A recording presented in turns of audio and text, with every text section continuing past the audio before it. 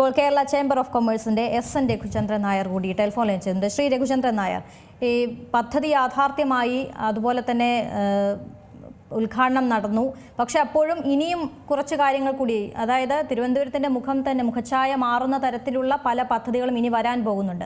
അതെല്ലാം വ്യാവസായികപരമായി കൂടി എത്രത്തോളം വികസനത്തിനുള്ള വഴിവെക്കുന്നതാണ്. കാരണം റിംഗ് റോഡ് അനുസരിച്ചാണെങ്കിലും അല്ലെങ്കിൽ അത്തരത്തിൽ തിരുവനന്തപുരത്തിൻ്റെ പല ഭാഗങ്ങളും ഇനി വലിയ രീതിയിൽ ഡെവലപ്പ് ആവാൻ പോകുന്ന ഒരു മേഖല കൂടിയാണ്. അത്തരത്തിലുള്ളൊരു ആ ഭാഗങ്ങളിലെല്ലാം വ്യാപാരികൾക്കുള്ളൊരു സാധ്യത അത് എത്രത്തോളമാണ്? ഇപ്പൊ നേരത്തെ വെങ്കാനൂർ ഗോകുമാർ പറഞ്ഞ പോലെ ഈ കാര്യങ്ങളെല്ലാം ഇതൊക്കെ വ്യാപാരമായിട്ട് ചേർന്ന് കിടക്കുന്ന ഒരു കാര്യങ്ങളാണ്. നമുക്ക് ഇപ്പൊ നടന്നിരിക്കുന്നത്, ആദ്യം നമുക്ക് പറയാൻ പറ്റുന്നത് ഇത് നമ്മുടെ കേരളത്തിന്റെ ഏറ്റവും സന്തോഷമായിട്ടുള്ള നിമിഷമാണ്. കാര്യം രാജ്യത്തിന്റെ പോലും ഏറ്റവും ഓട്ടോമേറ്റഡ് ആയിട്ടുള്ള ഒറ്റ പോർട്ട് എന്ന് പറഞ്ഞാൽ ഈ വന്നിരിക്കുന്നത് വിഴിഞ്ഞം പോർട്ടാണ്. ലോകത്ത് പോലും ഏറ്റവും മോഡേൺ ആയിട്ടുള്ള ലേറ്റസ്റ്റ് പോർട്ടാണ് ഇവിടെ വന്നിരിക്കുന്നത്. അപ്പൊ ആ പോർട്ടിന്റെ സാധ്യതകളും കാര്യങ്ങളൊക്കെ അവിടെ ആക്ച്വലി പ്രൈം മിനിസ്റ്റർ മുതൽ മുഖ്യമന്ത്രി മുതൽ എല്ലാവരും പറഞ്ഞു.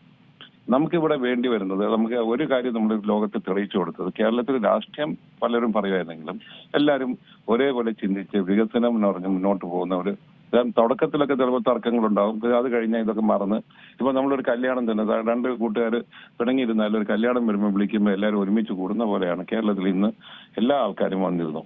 അപ്പം ഇതിൽ വരാൻ പോകുന്ന ഏറ്റവും നമുക്ക് ഇനി വേണ്ടി വരുന്ന എല്ലാവരും ഒരുമിച്ച് വർക്ക് ചെയ്ത നമുക്ക് ലാസ്റ്റ് മൈൽ കണക്ടിവിറ്റി ഉണ്ട്. For example road rail connectivity വന്ന ക്ലോവർ ലീഫ് ഡിസൈൻ, നമ്മൾ ക്ലോവർ ലീഫിന്റെ ഒരു ഹൈവേയിലൊക്കെ കണക്ട് ചെയ്യുന്ന ഒരു പദ്ധതിയുണ്ട്.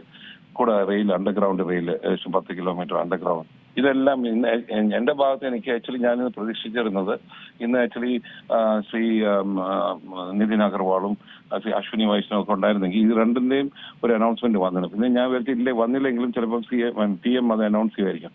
PM അത് തൊട്ടില്ല ആ ഭാഗം. പക്ഷെ എന്നാലും എനിക്ക് തോന്നുന്ന ഇതിന്റെ ഇത്രയും കാര്യങ്ങൾ PMന്റെ മനസ്സിലുള്ള സ്ഥിതിക്കും ഇതൊരു വലിയൊരു പദ്ധതിയാണ് വേണം. ഈ പദ്ധതിയിൽ ഫുൾ എഫേർട്ട് എടുത്തിട്ട് ഈ പദ്ധതി ഫുള്ളായിട്ട് യൂട്ടിലൈസ് ചെയ്യാൻ പറ്റുന്ന ഒരു സിറ്റുവേഷൻ വേണമെങ്കിൽ ഈ രണ്ട് കാര്യങ്ങളും വേണം. ഒന്ന് റെയിലിന്റെ കണക്ടിവിറ്റിയും, ഒന്ന് റോഡ് കണക്ടിവിറ്റി. ഈ റെയിലും റോഡും കണക്ടിവിറ്റി വന്നു കഴിഞ്ഞാൽ മാത്രമേ നമ്മളിപ്പോൾ നേരത്തെ വെങ്ങാനൂർ ഗോകുമാർ പറഞ്ഞ പോലെ എല്ലാ manufacturing sector, logistic park, financial services, പല സർവീസ്, ഇതെല്ലാം നമ്മൾ ഒരു പോർട്ട്, ലോകത്തുള്ള ഏത് പോർട്ട് സിറ്റിയിലുള്ള ആക്ടിവിറ്റിയും എല്ലാ പോർട്ട് സിറ്റിയിലും വരും. അത് തിരുവനന്തപുരത്തും വരും. പക്ഷെ അത് വരാനായിട്ട് നമുക്ക് നമുക്ക് ഇവിടെ ഉള്ള ഒരു പ്രോബ്ലം ഉള്ള ബാക്കിയുള്ള സ്ഥലത്ത് പോലെ ഇല്ലാത്തൊരു പ്രോബ്ലം നമുക്കിവിടെ ലാൻഡിന്റെ ഒരു പ്രോബ്ലം. പക്ഷെ ലാൻഡ് ഒരു പ്രോബ്ലം ആയിട്ട് ഞാൻ കാണുന്നില്ല. കാരണം ലാൻഡ് ഉണ്ട്. എപ്പോഴും നമ്മൾ കൊടുക്കുന്ന ഇംപ്രഷൻ ഇവിടെ കേരളത്തിൽ ഭൂമിയില്ല കുറവ്. ഭൂമിയുണ്ട്, പക്ഷെ ഭൂമിയുടെ വില കൂടുതലാണ്. അപ്പം നമ്മൾ ഭാഗ്യത്തിന് നമ്മളൊരു 20-25 കിലോമീറ്റർ അപ്പുറത്ത് തമിഴ്നാടാണ് കിടക്കുന്നത്. അവിടെ ആവശ്യം പോലെ ഭൂമിയാണ്. എവിടെ പദ്ധതി തുടങ്ങിയാലും, മാനുഫാക്ചറിങ് ഹബ്ബ് തുടങ്ങിയാലും, ഇൻഡസ്ട്രി വന്നാലും ഇതെല്ലാം ബെനിഫിറ്റ് ചെയ്യാൻ പോകുന്നത് വിഴിഞ്ഞം. അപ്പൊ വിഴിഞ്ഞത്തിന്റെ പൊട്ടൻഷ്യൽ റിയലായിട്ട് യൂട്ടിലൈസ് ചെയ്യണമെങ്കിൽ നമുക്കിപ്പോ വരുന്ന ഈ 2-3 മാസം കഴിയുമ്പം ഗേറ്റ് വേ കാർഗോ തുടങ്ങണം. അപ്പൊ ഗേറ്റ് വേ കാർഗോ തുടങ്ങണമെങ്കിൽ നമുക്ക് കസ്റ്റംസിന്റെ കംപ്ലീറ്റ് ഫെസിലിറ്റീസ് അവിടെ ഉണ്ടാവണം. കസ്റ്റംസ്, സെൻട്രൽ സെക്യൂരിറ്റി ഫോഴ്സസിന്റെയും എമിഗ്രേഷൻ ഫെസിലിറ്റി തുടങ്ങിയാലും മാത്രമേ നമുക്ക് ക്രൂയിസ് ലൈനേഴ്സ് ഒക്കെ വരുള്ളൂ. അപ്പൊ ഇതൊക്കെ എനിക്ക് തോന്നുന്നു ഇമ്മീഡിയറ്റ് ആയിട്ട് നമ്മളിത് കാണേണ്ട short term, medium term and long term ആയിട്ട് കാണും. ഷോർട്ട് ടേം എന്ന് പറയുന്നത് മോസ്റ്റ് ഇമ്പോർട്ടന്റ് ആയിട്ടുള്ള കാര്യം ഒന്ന് റെയിൽ കണക്ടിവിറ്റി ആൻഡ് റോഡ് കണക്ടിവിറ്റിയാണ്. ഈ രണ്ട് കണക്ടിവിറ്റി വരുമ്പോൾ ഓട്ടോമാറ്റിക് ആയിട്ടുള്ള എല്ലാ ഇൻഡസ്ട്രീസും വരും. ഒന്ന് പിന്നെ ഷോർട്ട് ടേം ആയിട്ട് പറയുന്ന ഒരു കാര്യം ഗേറ്റ് വേ കാർഗോ തുറന്നു കൊടുക്കുകയാണെങ്കിൽ ഇമ്മീഡിയറ്റ് ആയിട്ട് ഇന്നിപ്പോ നമുക്ക് നടക്കുന്ന ട്രാൻസ്ഷിപ്മെന്റ് പോർട്ടാണ്. ട്രാൻസ്ഷിപ്മെന്റ് പോർട്ട് എന്ന് പറയുമ്പോൾ നമുക്ക് കണ്ടെയ്നേഴ്സ് വരുന്നു, ഇറക്കുന്നു, അതിന് ട്രാൻസ്ഷിപ്പ് ചെറിയ കപ്പലിൽ കയറ്റി വിടുന്നു. അതിന്റെ കാര്യം കൂടുതൽ നമുക്ക് സാധ്യതയുള്ള എക്സ്പോർട്ട് ഇമ്പോർട്ടും കൂടെ വരണമെങ്കിൽ എക്സ്പോർട്ട് ചെയ്യാനുള്ള ഒരു ഫെസിലിറ്റി ഇവിടെ വേണം. കസ്റ്റംസും അതിന് ഇവിടുന്ന് തന്നെ കാർഗോ വഴി നമുക്ക് കണ്ടെയ്നർ വഴി പല സാധനങ്ങളും പല രാജ്യത്ത് അയക്കാം. അപ്പം പൊതുവെ അവർ പറയുന്നത്, നമുക്ക് സംസാരിക്കുമ്പോൾ ഞാൻ മനസ്സിലാക്കിയത്, ഇവിടുന്ന് പോകുന്ന കാർഗോ 2 ആഴ്ചയോളം ടൈം സേവിങ്, 2 വീക്സോളം ടൈം സേവിങ്ങും ഏകദേശം $600 to $1,000 ആണ് ഒരു കണ്ടെയ്നറിൽ സേവിങ് ഉണ്ടാകുന്നത്.